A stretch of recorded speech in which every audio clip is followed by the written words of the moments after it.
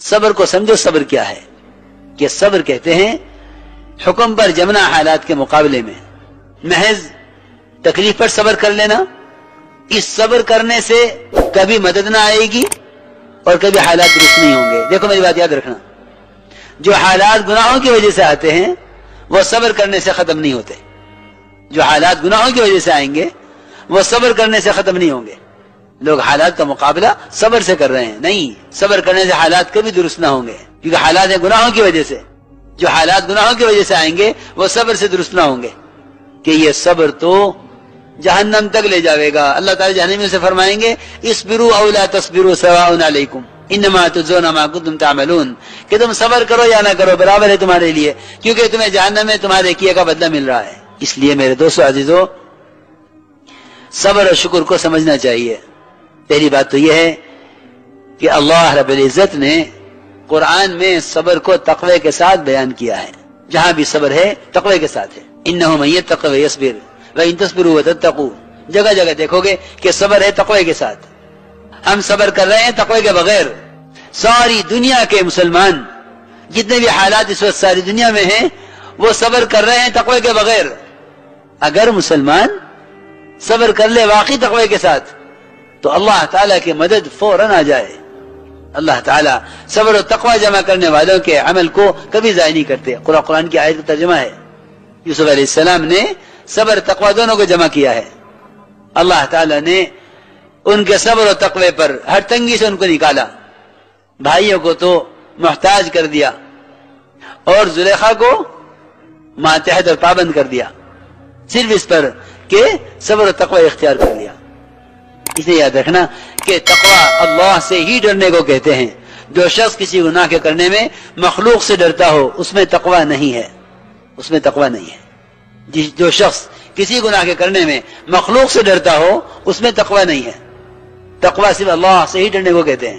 اسے ابن عباس فرماتے تھے رضی اللہ عنہ کہ کسی گناہ کے کرنے میں اگر یہ خیال آئے کہ کسی نے دیکھا تو نہیں، تو یہ خیال اس گناہ سے بڑا گناہ ہے جو گناہ چھپ کر رہا ہے. اس لیے میں کہا کرتا ہوں کہ تقوی اور حیا یہ ایمان کی ایسی علامت ہیں کہ جس کا تعلق صرف اللہ کی ذات سے ہے. بے حیا وہ نہیں ہے جو بے حیائی کے کام لوگوں کے سامنے کرے. بے حیا وہ ہے جو گناہ کا کام چھپ کر کرے. بے حیا وہ ہے جو گناہ کے کام کھل کر کرے، وہ بے حیا نہیں ہے. میری بات ذرا توجہ سننی پڑے گی. لوگ بے حیا جس کو کہتے ہیں جو گناہ کھل کر کرتا ہے. کھل کر گناہ کرنے والے کا تو انسانوں میں شمار ہی نہیں ہے. حدیث میں ہے کہ جو شخص حلال طریقے سے رات گزارے، سننا ذرا حدیث، جو شخص اپنی بیوی کے ساتھ حلال طریقے سے رات گزارے اور صبح اٹھ کر لوگوں کو بتلائے کہ رات میں نے یہ کیا ہے، اس کے بارے میں فرمایا ہے کہ یہ اس گدھے گدھی کی طرح ہیں جو اپنی حاجت لوگوں کے سامنے پوری کریں. جب حلال طریقے سے گناہ کر کے لوگوں کو بتلانے والے کو گدھا کہا جا رہا ہے، تو جو شخص گناہ کھل کر کرے کیا اس میں انسانیت کا کوئی حصہ رہ گیا ہے؟ اس لیے بے حیا وہ نہیں ہے جو گناہ کھل کر رہا ہے. بے حیا وہ ہے جو گناہ چھپ کر رہا ہے. اس لیے کہ حیا کا تعلق مخلوق سے نہیں ہے، خالق سے ہے. حیا کا تعلق مخلوق سے نہیں ہے، خالق سے ہے. حیا کا تعلق مخلوق سے نہیں ہے، خالق سے ہے. اس لیے فرمایا ہے کہ یہ تیری حیا جاتی رہے تو اب تو جو چاہے کر. کیوں کہ تیرا حیا کا تعلق جس سے تھا اس سے تیری حیا ختم ہو چکی ہے. اب تو جو چاہے کر. اب تو جانور کی طرح آزاد ہے. اذا فاتك الحیا فافعل ما شئت، کہ جو تیری حیا جاتی رہے اب تو جو چاہے کر. اس لیے میرے بزرگ دوستو عزیزو، ہمیں اپنے اندر تقوی پیدا کرنا ہے، اور واقعی یہ تقوی ہی ایمان ہے. قرآن میں صاف فرمایا ہے الزمہم کلمۃ التقوی وکانوا احق بها واہلها، کہ ایمان والے اس کلمہ لا الہ الا اللہ کے زیادہ حقدار ہیں اور زیادہ اہل ہیں، کیونکہ یہ تقوی کا کلمہ ہے. تو میں عرض کر رہا تھا کہ صبر اور تقوی یہ دونوں چیزیں متلازم ہیں ایک دوسرے کے ساتھ. اس زمانے میں مسلمان جتنا پریشان ہے ساری دنیا میں، اس کی وجہ صرف یہ ہے کہ صبر کر رہا ہے اور صبر کے ساتھ حالات کے بدلنے کا انتظار کر رہا ہے۔ کچھ وہ ہیں جو کہتے ہیں حکومت بدلے گی تو ملک کے حالات بدلیں گے۔ دیکھو میری بات یاد رکھنا، حالات کا تعلق احکام سے ہے، حکام سے نہیں ہے۔ حالات کا تعلق احکام سے ہے، حکام سے کوئی تعلق نہیں ہے۔ حکام سے حالات عالم کا کوئی تعلق نہیں ہے۔ ہاں وہ حکام جو ایسے تقوی اور عبادت والے تھے کہ اگر حاکم کی نیت بدلتی تو اس کا اثر اس کی بادشاہت پر نہیں، اس کی فوج پر نہیں، بلکہ اس کے ملک میں کسی باغ کے کسی ایک پھل کے رس پر اس کی نیت کا اثر پڑتا۔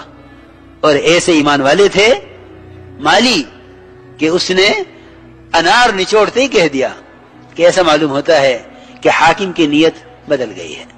وہ تھے تقوی والے۔ اس لیے میرے دوستو عزیزو یہ بات یاد رکھنا کہ حکام کے بدلنے سے حالات نہیں بدلتے، حکام کے بدلنے سے حالات نہیں بدلتے۔ یہ لوگ منتظر رہتے ہیں کہ حکومت بدلے گی حالات بدلیں گے، نہیں، حکام کے بدلنے سے حالات کبھی نہیں بدلیں گے، اس لیے کہ حالات عالم کا تعلق براہ راست مومن کے بدن سے نکلنے والے اعمال سے براہ راست ہے، بلا کسی کی شرکت کے۔ اس میں کسی کو کوئی دخل ہی نہیں ہے۔ حال ہر بندے کا اللہ تعالی کی طرف سے براہ راست متعلق ہے، پبلک سے اس کا کوئی تعلق نہیں ہے۔ ہر ایک کا معاملہ اللہ کے ساتھ براہ راست ہے۔ اس لیے یہ بات یاد رکھو کہ حالات صبر و تقوی سے بدلیں گے۔ اور اگر میں کہا کرتا ہوں کہ اگر سارے چور مل کر اور سارے مجرم مل کر بد دعا کریں ستانے والوں کے لیے تو میں سمجھتا ہوں کوئی عذاب غیروں پر آنے والا نہیں ہے۔ دیکھو بد دعاؤں کی قبولیت کے لیے بھی تقوی اور دعوت شرط ہے، اور بلکہ سب سے بڑی شرط یہ ہے کہ اگر تمہیں غیروں کے لیے بد دعائیں کرنی ہیں تو تمہارے دلوں میں ان کی ہدایت اور نجات کے سوا ذرے کے برابر بھی کوئی اور ارادہ نہ ہو، تو اللہ تعالیٰ تمہاری دعاؤں کو غیروں کے راستے سے ہٹنے کے حق میں قبول فرما لیں گے۔ اور اگر ان کی ہدایت کی تمنا نہیں ہے تو میں دعوے سے کہتا ہوں کہ کوئی بد دعا قبول ہونے والی نہیں ہے۔ اس کے لیے دو شرطیں ہیں۔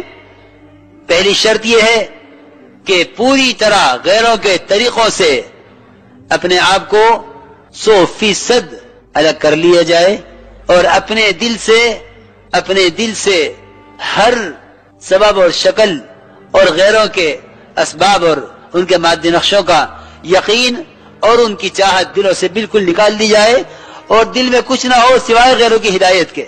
یہ میں صحابہ کرام کے دلوں کا حال بتلا رہا ہوں کہ انہوں نے بڑی بڑی بادشاہتوں کو اس طرح للکارا ہے، بادشاہتوں سے اس طرح بات کی ہے جیسے غلاموں سے بات کی جاتی ہے۔